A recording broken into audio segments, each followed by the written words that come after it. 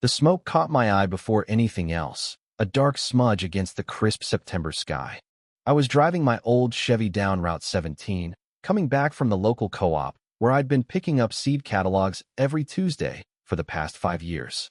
Ever since I retired from the fire department and took over my late brother's corn farm in rural Indiana, that trip had been my ritual. The air was cool, the fields golden, and harvest season was in full swing. But as I rounded the bend toward my property, something felt off. A gray haze hung over my fields, too thick to be morning mist. I squinted, thinking maybe a neighbor was burning leaves. The Willow Grove subdivision, with its manicured lawns and HOA rules, sat just beyond my southern fence line. But this wasn't leaves. The smoke was black, curling upward in angry spirals from the southeast corner of my land. My heart kicked into overdrive, and I gunned the accelerator. My dog, Rusty, usually content to snooze on the passenger seat, whined low, his ears pinned back. That was the first warning. By the time I skidded onto my gravel driveway, the acrid sting of smoke was already clawing at my throat. I didn't bother parking properly, just threw the truck into park and bolted toward the field. What I saw stopped me dead. Flames roared through my best plot, the southeast field, turning golden corn stalks into blackened husks in seconds. The heat hit me like a wall, even from 30 yards away. And there, just beyond my wire fence, stood Linda Harper, arms crossed, her navy blazer crisp against the chaos. She wasn't calling 911. She wasn't shouting for help. She just watched, her face as calm as if she were inspecting a crooked mailbox. "Linda," I shouted through the smoke. "Did you call this in?" She turned slowly, her eyes narrowing behind her glasses. "Isn't that your job, Tom? You're the firefighter." Or were. Her voice dripped with disdain, like my field was a personal offense. My fists clenched, but I didn't bite. Not yet. I ran back to the truck, grabbed the radio from the glove box, old habits from my fire captain days, and called it in. "This is Tom Larson. Brush fire in the southeast cornfield off Route 17, near Willow Grove. Light winds, dry crops. Send engines now." My voice stayed steady, even if my hands didn't. The first engine screamed, and 10 minutes later, followed by a brush truck. The chief, a guy named Mike I'd trained years ago, stepped out and scanned the blaze. His eyes traced the smoke to Linda's yard. "Origins near the fence," he muttered, binoculars in hand. "You see anything, Tom?" "I know exactly where it started," I said, nodding toward Linda, who was now nowhere in sight. Her silver SUV sat crooked in her driveway, and scorched grass trailed from my field to her lawn. Mike didn't ask more. He just gave orders, and the crew moved fast. My irrigation trench slowed the fire, but it had already chewed through half an acre.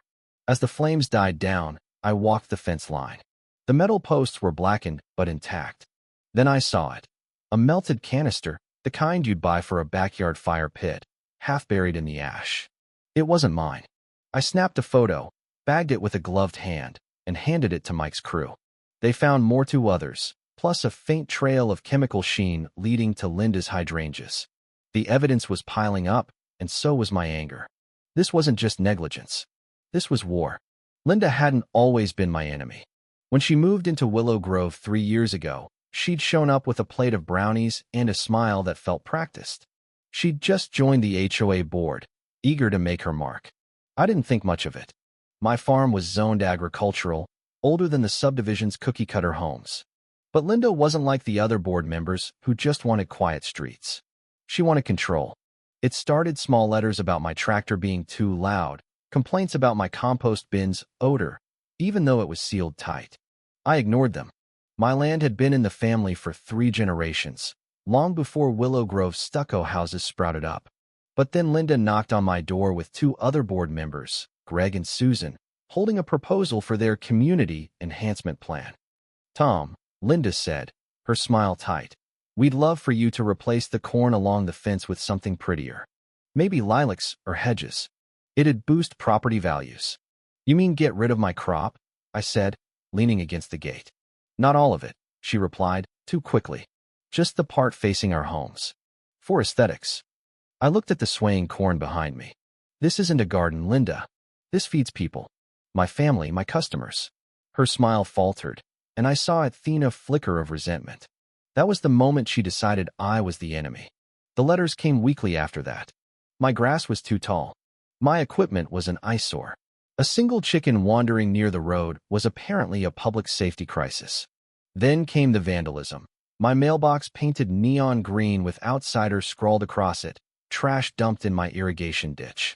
I installed motion cameras, but the culprit stayed just out of frame. Through a neighbor, Mr. Jenkins, I learned Linda had proposed an HOA motion to report my farm as an environmental hazard to the city, claiming it devalued their community. She even tried to divert HOA funds to hire a consultant to challenge my zoning. Mr. Jenkins slipped me the meeting notes, his conscience too heavy to stay quiet. But arson? I never saw that coming. Not until the smoke rose and the truth burned clear. The morning after the fire, I walked the field at dawn. The damage was precise, a claw-shaped burn path through 5 rows, stopped by the trench I'd dug last spring. I found more canisters and scraps of navy fabric, Linda's signature color. My hidden camera, tucked inside a scarecrow my niece called Captain, had caught it all. At 2:13 a.m., a figure in a hoodie crossed from the HOA side, pried open the fence, and set 3 fires with deliberate precision. The thermal footage wasn't perfect, but the stride, the tilt of the head, the Navy sleevite was Linda. I called my lawyer, Ed Walsh, a former JAG officer who hated bullies as much as I did. "Back up the footage in 2 places," he said. "Don't confront her. Let me handle it." I sent the evidence to Fire Marshal Dan Carter, a no-nonsense guy I'd worked with years ago. By noon, he'd opened an arson investigation. The canisters, the chemical trail, the tampered fence all pointed to Linda's yard. Her trash bin held 2 more empty fuel containers, one with a Home Depot sticker. At 3:15 a.m. the next night, Dan and his team knocked on Linda's door. I watched from the field, arms crossed. She answered in a navy robe, her hair a mess, her voice rising as she pointed at me, then the field. "That's not mine," she shouted when shown a canister. "I threw it out last week." The slip-up was damning. Neighbors watched, some filming. Linda's composure cracked, her hands shaking as she gripped the doorframe. Dan asked her to come for questioning. She wasn't arrested yet, but the fear in her eyes was real. The neighborhood buzzed. A grainy clip of the scarecrow footage leaked to the Willow Grove HOA forum. Linda's high-stepping gait unmistakable. Reporters showed up, shouting questions through my gate. "Tom, was this a targeted attack?" I didn't bite, just said, "They picked the wrong guy to mess with." That night, a news segment aired, showing the footage and quoting Dan. This was no accident. Linda's HOA headshot flashed across the screen, captioned, "Board member faces arson probe." The HOA crumbled fast. Linda was suspended, and residents started questioning years of petty fines and overreach. Emails leaked, hundreds of them, showing Linda mocking neighbors, funneling HOA funds to her cousin for consulting, and plotting to pressure me into selling. The board faced audits, resignations, and lawsuits. Greg quit first, posting a vague apology online. The president, Alan, tried to rally support but found none. Homeowners demanded transparency, and the once pristine Willow Grove felt like a house of cards. In court, Ed laid out the case like a fire line. The footage, the canisters, the HOA's harassment campaign. I took the stand, recounting every letter, every slight, every threat. When Ed presented meeting minutes where Linda called my farm a fire hazard weeks before the blaze, the courtroom gasped. Her lawyer tried to spin it as a neighbor dispute, but Judge Margaret Klein wasn't having it. "This isn't about aesthetics," she ruled. "It's about malice." I won $152,000 in damages, and the HOA was barred from targeting me again. Linda's criminal trial ended in a plea deal: 18 months in prison, 5 years probation, and fines that left her bankrupt. Her house foreclosed, the sign a quiet marker of her fall.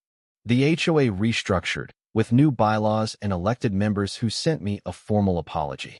I pinned it next to my brother's old seed map in the barn. Spring came, and I planted the southeast field by hand, neighbors pitching in, Mr. Jenkins with his rake, Julio with compost, even Susan with lemonade. The corn grew strong, the scars fading. Dan stopped by, handing me my old fire captain's badge. "Found it in storage," he said. I mounted it on the gatepost, a reminder of what I'd fought for. By harvest, the field was alive with more than corn. Families visited, kids asking about seeds and tractors. I stood with Rusty one evening, the sun setting gold over the rows. The air smelled of earth and peace, not the kind enforced by rules, but the kind you earn through fire and truth. What do you think about this story? Have you ever faced injustice or seen someone try to control others through fear or power? Share your thoughts in the comments. Let's talk about standing up to bullies and what justice means to you. Your voice matters.